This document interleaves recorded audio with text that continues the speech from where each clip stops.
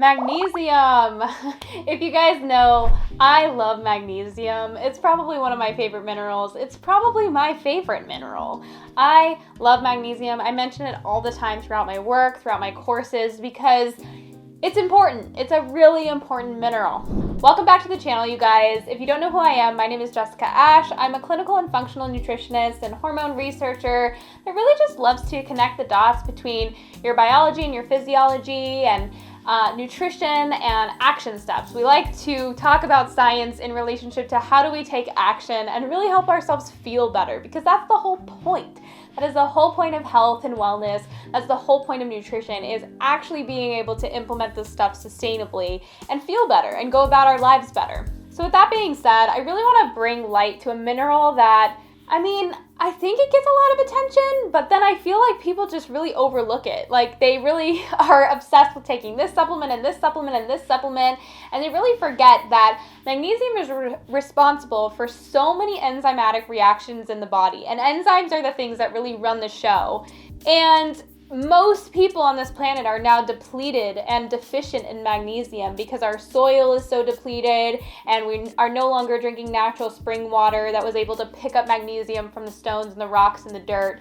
And so we're really walking around in this very magnesium depleted state. Add in the stressors of life and adrenal burnout, and then inflammation, which just really burns up our magnesium faster, increases what we would like to call the magnesium burn rate, and it really leaves this kind of recipe for disaster in our bodies. And the mineral magnesium is actually one of the most effective ways to both calm metabolic stress in the body and then regain insulin sensitivity. It's a mineral that really plays a large role in how we respond to the hormone insulin and really regulate our own blood sugar. The cell also needs magnesium to be able to respond to thyroid hormone properly. But interestingly enough, thyroid hormone actually regulates how well magnesium can be retained in the cell. So it's kind of a chicken-egg situation. Thyroid impacts magnesium, magnesium impacts thyroid. And since most of us are walking around super stressed, super inflamed, our needs for magnesium are really, really high. And, what you have to understand about minerals is when we're already depleted in a mineral, we need to intake more than the daily amount that we need to replenish the body or replenish what we need or what we have lost, because our body still uses magnesium or minerals on a daily basis, and so we're still going to go through our regular needs. But on top of it, if we're really depleted and our body's kind of prioritizing and picking and choosing what to use magnesium for, we really need to make sure we're replenishing the body well. A lot of us are not intaking enough magnesium to meet our needs. Now, there are a lot of foods in the diet that can be rich in magnesium, but many of us aren't eating enough of these foods, or we're just burning through magnesium too fast to be getting enough from these foods. So foods that are rich in magnesium are going to be things like chocolate or cocoa powder. Coffee even has some magnesium in it. Coconut water, cooked vegetables, specifically like cooked greens.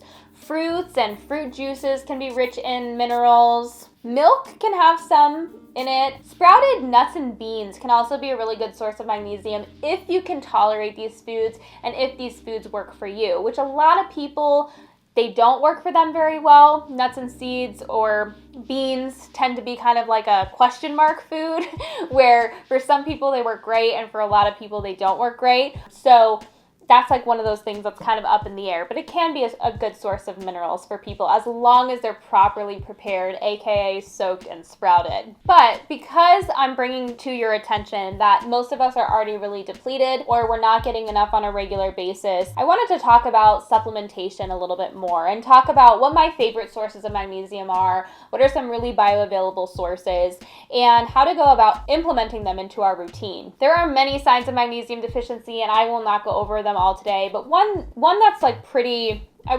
common is like cramps, whether that's like period cramps or leg cramps. That's actually a sign that the cells are excited, which is usually what happens when there's too much calcium in the cell. And magnesium balances out calcium. So a lot of our minerals work together. They're very intimately connected, and they have very, very complicated relationships with one another. But one of the most popular mineral relationships is calcium and magnesium. Magnesium is really kind of responsible for relaxing things, or we can think about magnesium as what's responsible for relaxing the muscle or relaxing the cell, whereas calcium is that kind of sharp strong mineral that's going to be responsible for the contraction of the muscle, or, kind of that sharpness. And so calcium and magnesium really work to balance each other out. And when we have too little magnesium, we often have too much calcium in the wrong places. And that's really what we're feeling when we feel something like a cramp or a leg cramp or something like that.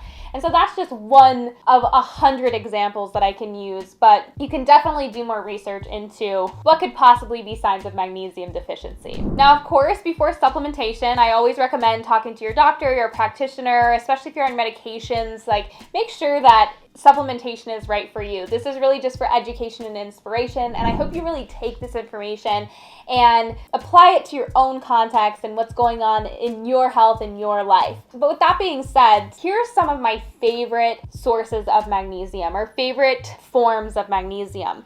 The number one being magnesium bicarbonate. Now, this one is gaining a little bit more popularity, and there are some more options available on the market. It's actually fairly easy to make at home yourself if you have like a little soda stream or some type of like seltzer water maker and some magnesium hydroxide powder. So you can just YouTube or Google like how to make magnesium bicarbonate.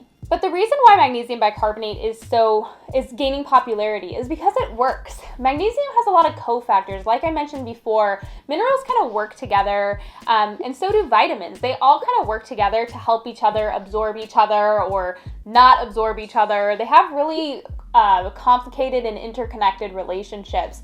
And one of the cofactors for magnesium is bicarbonates.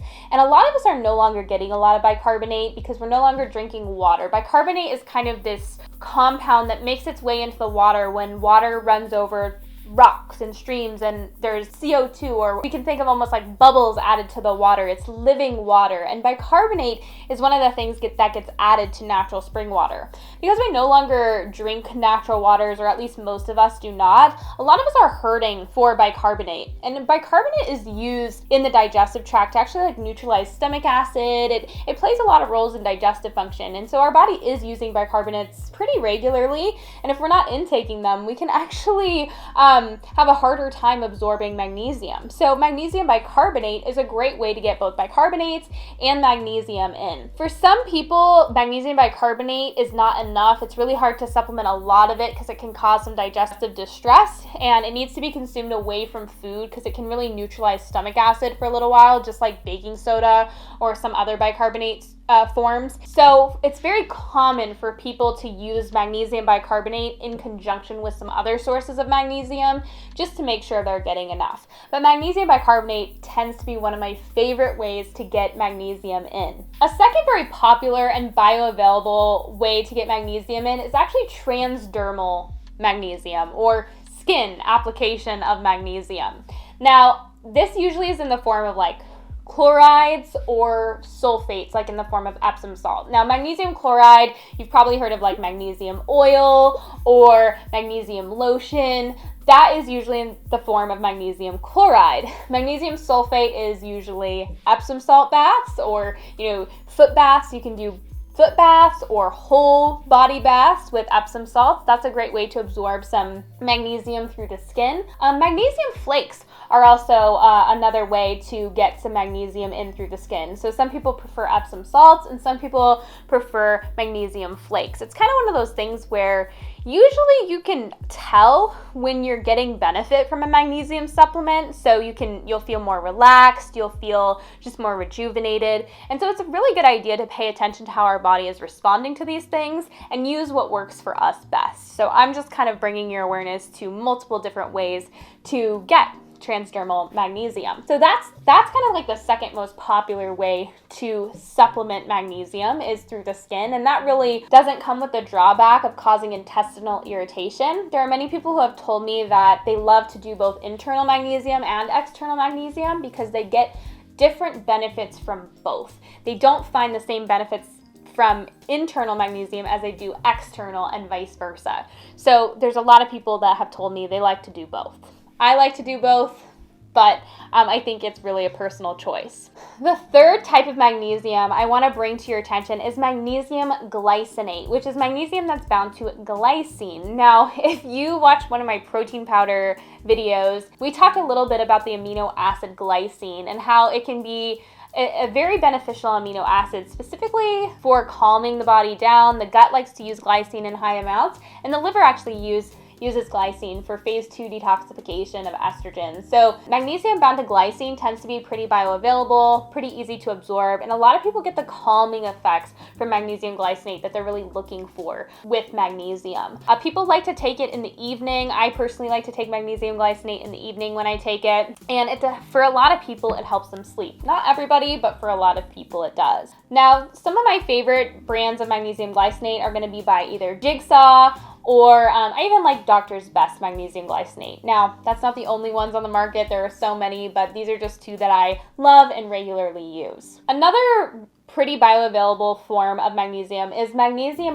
Malate. And Magnesium Malate does not have the same relaxing effects as Magnesium Glycinate does. With any magnesium product, if you take too much at one time, it can have a laxative effect. So it's important to be aware of that. But a lot of people like to mix Magnesium Malate and Magnesium Glycinate, meaning they'll take like half of their magnesium needs from malate and half from glycinate or something like that. And they'll usually take malate during the day and glycinate during the night. And that's just a way to kind of break it up. Is it necessary? No, everyone kind of finds the forms that they like to use the best. But I find that Magnesium Malate absorbs very well and usually helps get magnesium levels up over time very effectively. Now, a lot of people I know are going to ask me about like Magnesium Citrate. There's a very popular supplement right now on the market that's made of Magnesium Citrate. I personally am not a fan. I think it can mess with our bioavailable copper levels, and it specifically can affect ceruloplasmin in the body, which is an enzyme that actually helps move copper. And copper, to me, is the second most important mineral in the body after magnesium. And so I personally do not like magnesium citrate as much as I like the forms I just talked about, magnesium bicarbonate, transdermal magnesiums, and then magnesium glycinate and malate. I don't like it as much. I know a lot of people will use magnesium citrate to go to the bathroom or keep themselves regular, but I find that other magnesiums can do just the same thing without really messing with copper levels. So it's a good idea to just be aware of how different supplement additives are affecting you, but usually things bound to citric acid can be a problem for a lot of people. So magnesium does need to be bound to something, and it's important to pay attention to what it's bound to and how it's affecting your body. Now, I know a lot of people are going to ask me, like, how much magnesium is adequate? And I can't specifically tell you how much magnesium to take. Everybody's different. Some people say that the RDA, or the recommended daily need, 400 milligrams is enough for them, and some people go as far as to take 5 to 10 milligrams per pound of body weight. I think that it's important to get enough. A lot of us are depleted, so we want to keep that in mind, and a lot of people do benefit from getting more in their diet than just the recommended daily amount. With that being said, make sure you're checking in with your doctor or whatever health professionals you're working with, and make sure it's not going to interact with medications if you're on medications or anything like that. But I have found that magnesium is so effective for helping calm stress down, especially if we're really stuck in that vicious cycle of metabolic stress, or we're super insulin resistant, or we're just struggling to get a handle on our stress or our blood sugar. Magnesium really tends to come to the rescue when it comes to hormones. I personally find a great success doing 5 to 10 milligrams of magnesium per pound of my body weight,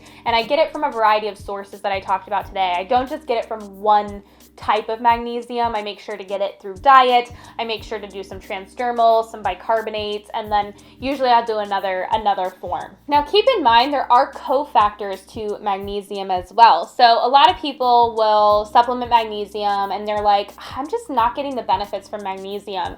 And that's why I brought your attention to bicarbonate. Bicarbonate is a cofactor of magnesium. So meaning if we don't get enough bicarbonate, we may not be absorbing magnesium as effectively as we want to.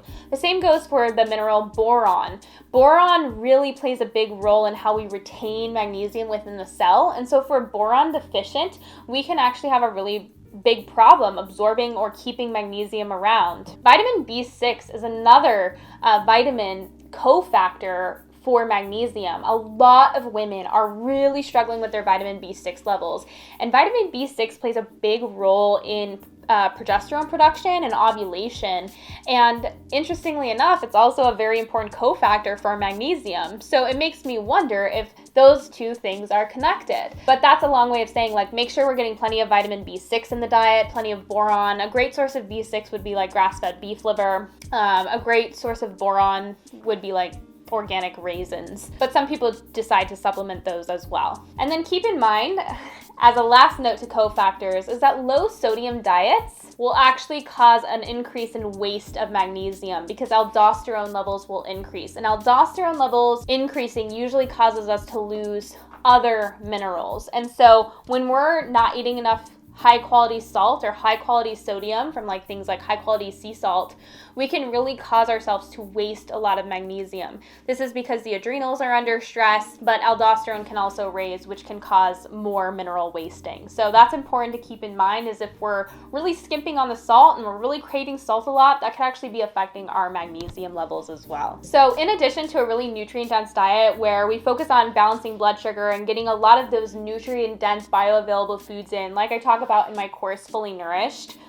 magnesium is such an important mineral that can make a huge difference in not just how we're overall feeling and our quality of life, but really in our hormonal health, our ability to detoxify, our quality of life during our period and before, during that kind of premenstrual time. It can really make an overall impact and cause a really big punch if we're deficient. And so when we go to replenish it, it can pack a really big punch in helping with our symptoms. So it's a good idea to keep an eye on magnesium. That's one that I count as like almost most important, if not one of the most important things that we need to make sure we're replenishing on a regular basis. And on its own, it probably won't cause a lot of change, but if we're already taking the steps to reduce stress, eat in a fully nourished way, eat in a way that nourishes the body, balances the blood sugar, supports the metabolism, lowers stress, magnesium can really be another powerful tool to help us get to where we want to go. So I hope that was helpful, gave you some ideas, some of my favorite brands of magnesium. Of course, there are way more on the market. I just wanted to kind of bring some awareness to my favorites. Thank you so much for taking the time to learn and sit through this video and really make this investment into your health. And I'll see you in the next video.